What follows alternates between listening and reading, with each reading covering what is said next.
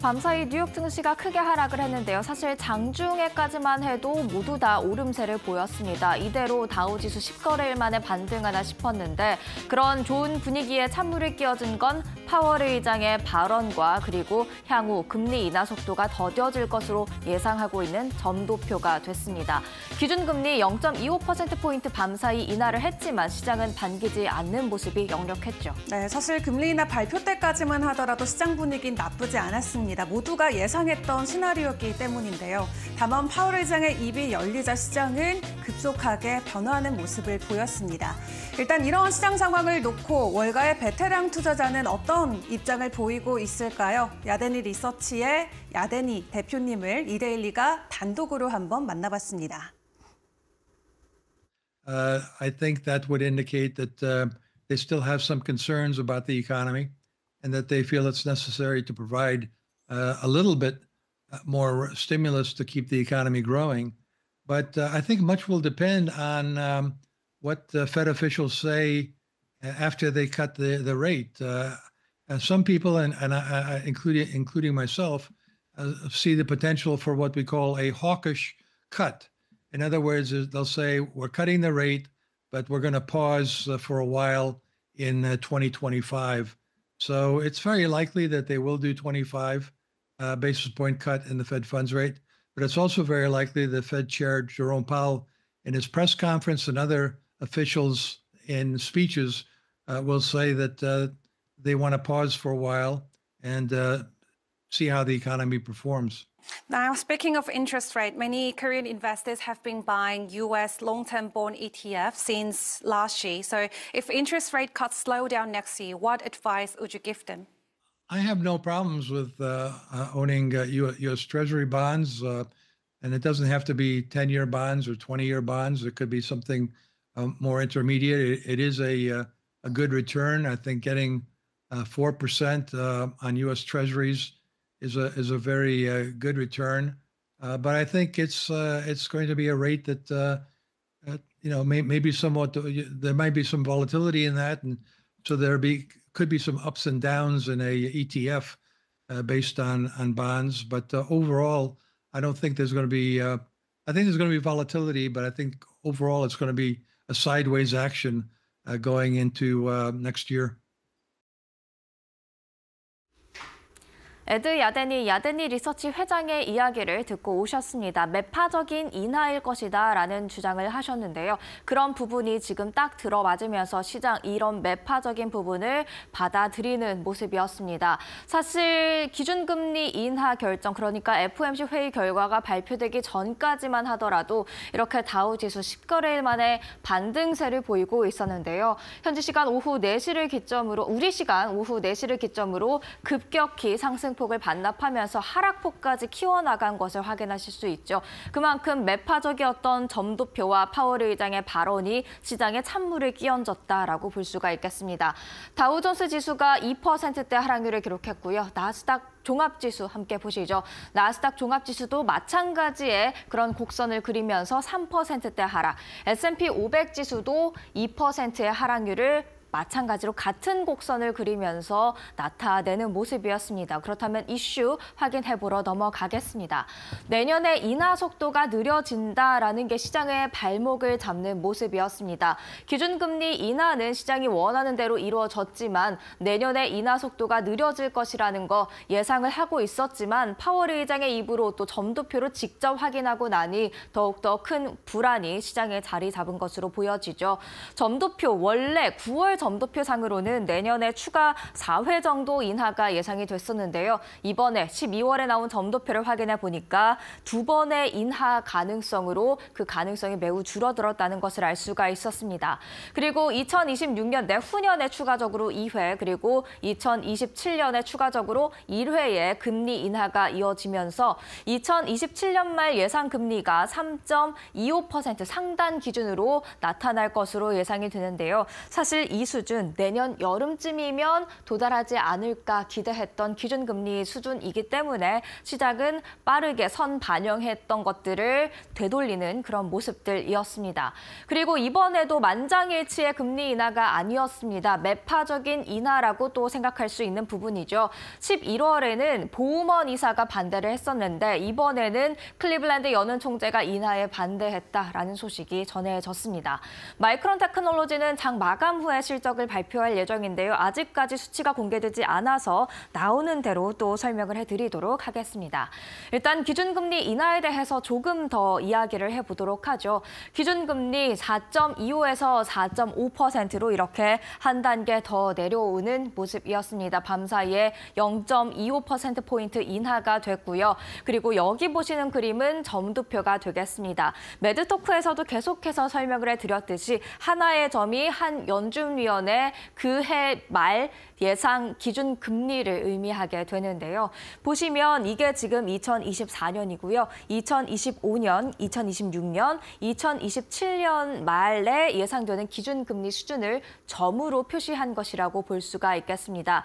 내년에는 이렇게 더 내려올 것으로 예상됐던 기준 금리 인하가 지금 많은 연준 위원들이 4번이 아닌 단 2번의 인하만을 가장 유력하다고 보고 있다라는 그런 점도표를 확인할 수가 있는데요. 내년에 인하 속도가 더 더뎌질 것이다라는 불안감에 지금 시장이 크게 흔들리는 모습 확인할 수가 있었죠. 그리고 그 모습들 바로 시장에 반영이 되는 모습들 곡선으로도 확인할 수가 있었습니다.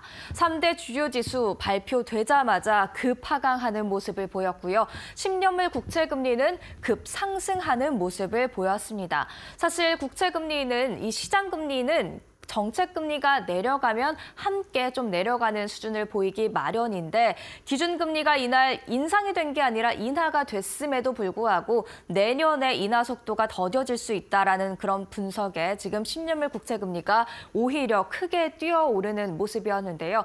금리 인상기에도 이렇게 한 번에 큰 폭의 상승은 없었다라는 게 지금 월가의 분석입니다. 그만큼 충격이 굉장히 강하게 가해졌다라고 볼 수가 있겠고요. 금 가격도 급하강하는 모습이었습니다. 기준금리 인하가 빠르면 빠를수록 금의 매력도가 커질 텐데 그렇지 않다 보니까 가격이 크게 내린 것으로 보여지고요.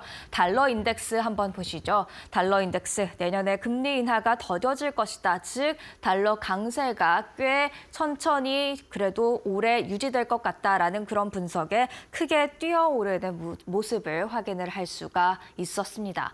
그렇다면 이렇게 급하강한 가운데 히트맵을 통해서 수요일장의 전체적인 분위기는 어땠는지 한번 확인을 해보겠습니다. 줄줄이 하락했던 엔비디아와 보험주만 오르는 모습이었죠. 사실 엔비디아와 그리고 보험주도 지금 초록불을 띠고 있습니다만 장중에는 더 강한 상승세를 보였는데 파월 의장의 발언에 빠르게 상승폭을 반납하면서 엔비디아는 1%도 안 되는 상승률 그리고 헬스케어에 포함되어 있는 보험주도 상승폭을 일부 반납하는 모습이었습니다. 반면 그 외에 정말 많은 종목들이 붉게 물들어 있는 것을 확인하실 수가 있죠. 그만큼 하방 압력을 강하게 받은 시장이었다 생각을 할 수가 있겠고요. 빅테크 이슈 바로 이어서 확인해 보겠습니다. 일단 애플입니다. 다이와가 아웃퍼폼 의견 제시했고요. 목표 주가 $275로 제시했습니다. AI를 긍정적으로 바라보는 모습이었고요. 엔비디아 사실 장중에는 4% 이상 크게 뛰어오르면서 조정 국면에서 나오는 모습이었지만 그 상승폭 줄이면서 다시 조정 국면에 머물러 있는 것들 확인할 수가 있었습니다. 파이퍼 샌들러는 계속해서 내년의 토픽으로 꼽고 있고요. 메타는 내년 광고 매출이 50%가 인스타에서 나올 것이다라는 그런 의견을 받아들었습니다. 그렇기 때문에 인스타에서 특히 동영상, 릴스의 매출이 어떻게 나오는지 눈여겨보시면서 주가 추이 함께 살펴보셔야 될 것 같습니다. 이어서 테슬라입니다. 베어드가 2025년에 앞서 조정 때 매수해야 한다, 아웃퍼폼 할 것이다라는 의견 이날 또 제시했는데요. 최근 들어 테슬라에 대한 긍정적인 의견은 계속해서 나오고 있죠. 조정 때 매수해야 한다. 오늘장 같은 그런 흐름이 아닐까 싶은데요. M7 종가 확인해보러 가겠습니다. 애플입니다. 2%대의 하락률을 기록했는데 주요 지수와 마찬가지의 흐름이죠. 장중에는 그래도 오름세를 보였다가 빠르게 상승폭 반납하면서 하락폭까지 키우는 모습들이었고요. 다른 M7 종목들의 흐름도 대체로 비슷할 것으로 예상됩니다. 마이크로소프트 3.76% 하락했고요. 엔비디아 이어서 확인해 보시죠. 오르긴 했습니다만 하락으로 마감을 했네요. 1.14% 하락하는 모습이었습니다. 이어서 아마존 4.6% 하락했고요. 알파벳 클래스 C 주식도 3.54%, 메타와 테슬라도 하락을 했는데 메타는 3.6%가량, 그리고 테슬라 함께 보시죠. 테슬라는 무려 8% 이상의 급락세를 나타내는 모습이었습니다. 그렇다면 마이크론 테크놀로지의 실적 발표를 앞두고 있는 만큼 관련해서 한 가지 점검해보고 가겠습니다.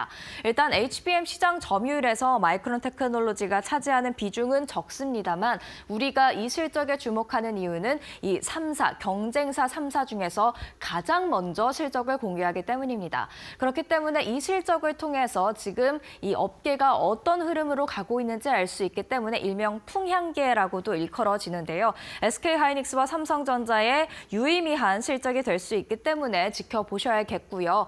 지금 아직 실적 발표되지 않았습니다만 예상치는 이렇습니다. 매출액은 87억 2천만 달러로 예상이 되고 있고요. 주당 순이익 1달러 58센트가 예상되고 있는데 과연 부합한 수준으로 나올지 챙겨보셔야 되겠습니다. 마켓 시그널에서도 함께 챙겨드리겠습니다. 그렇다면 마이크론 테크놀로지 지금 어떤 흐름을 보이고 있을까요? 일단 마이크론 테크놀로지 4.3%의 하락률로 정규 거래 마무리가 됐는데요. 지금 조금 전에 실적이 공개됐다고 합니다. 그리고 실적이 예상보다 안 좋게 나왔다고 하는데요. 이 소식에 지금 시간을 거래해서 바로 반응이 나오고 있죠. 무려 10%대의 급락세가 나타나고 있습니다. 정확히 어떤 수치로 공개가 됐고 또 어떤 이야기들이 나오고 있는지 잠시 후에 잘 정리해서 전달을 해드리도록 하겠습니다.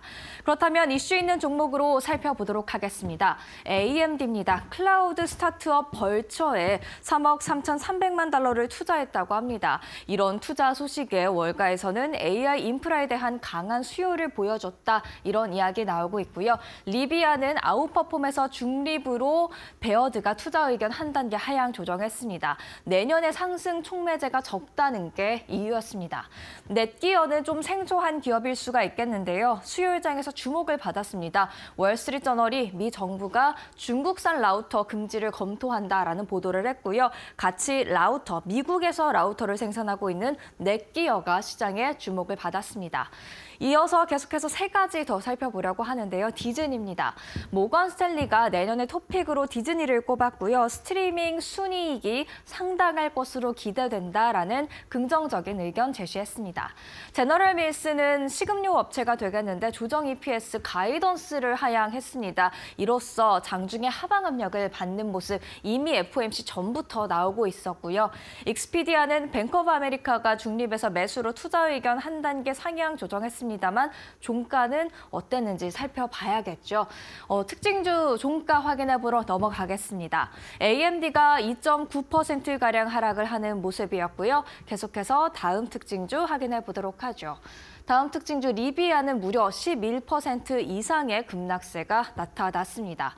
그리고 다음 종목입니다. 다음 종목으로는 넷기어가 준비되어 있습니다. 장 후반에 상승폭이 살짝 줄어들긴 했습니다만 그럼에도 불구하고 4.91% 시장의 주목을 받았던 종목 중 하나가 되겠고요.